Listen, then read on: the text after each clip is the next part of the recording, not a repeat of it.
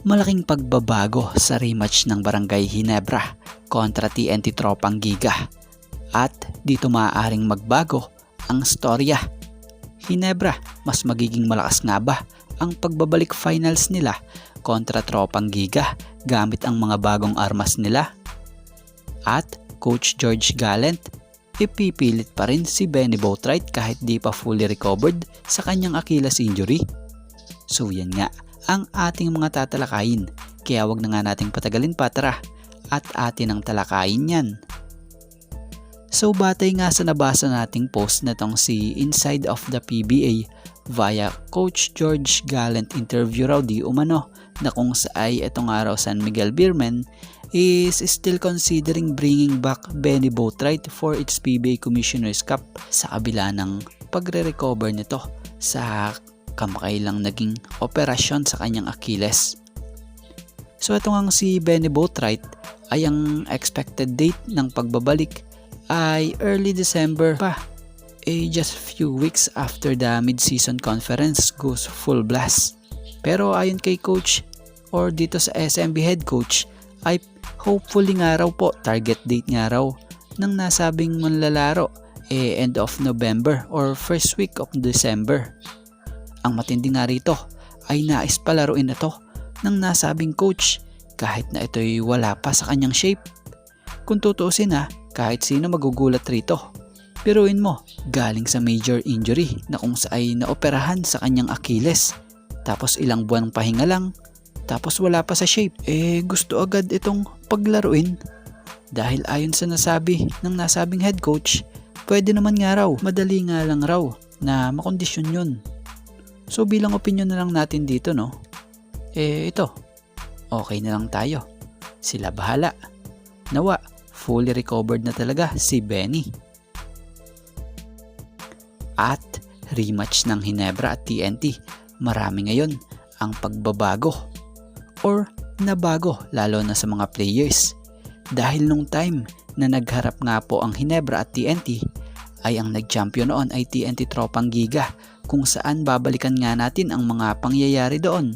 Yung Justin Brownlee nadali nga ng food poison noon na siyang ikinahina ng laro niya at naging malaking epekto talaga maging sa team.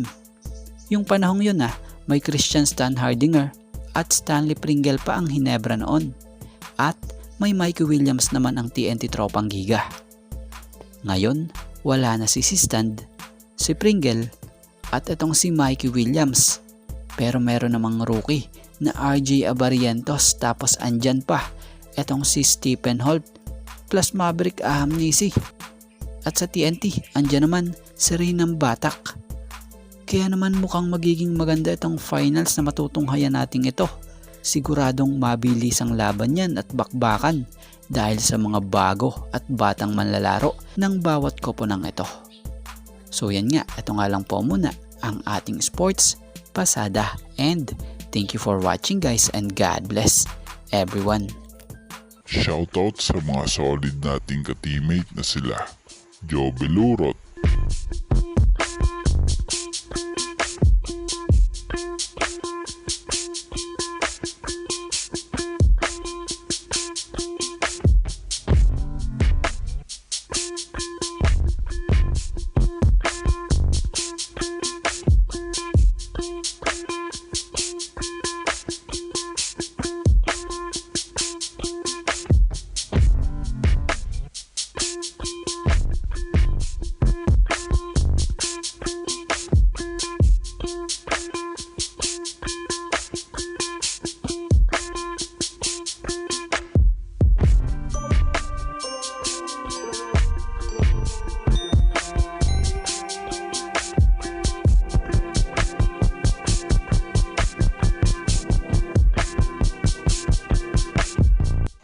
Rosauro Orbino,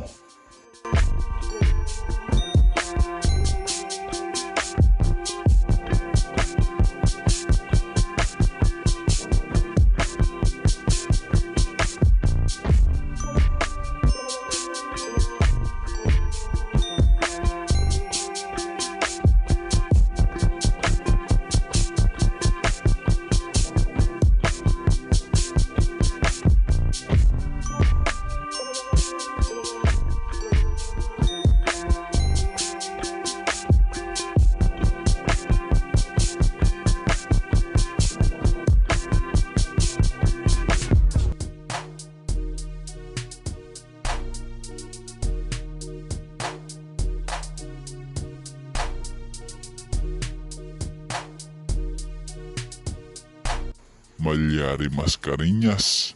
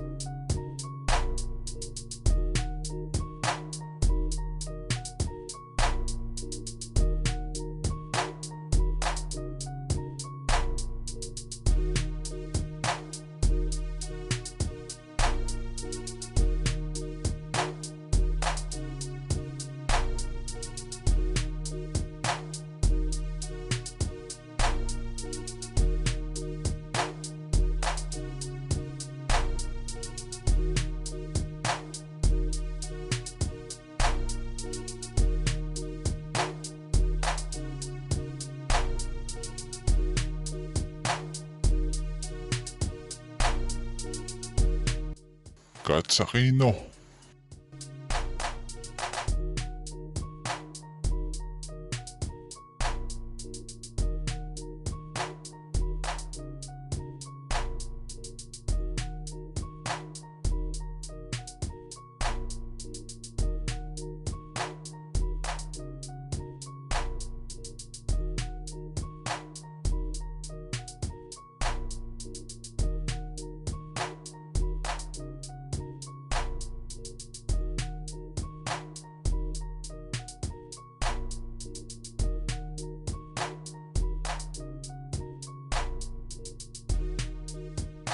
And Rodelio Aranja.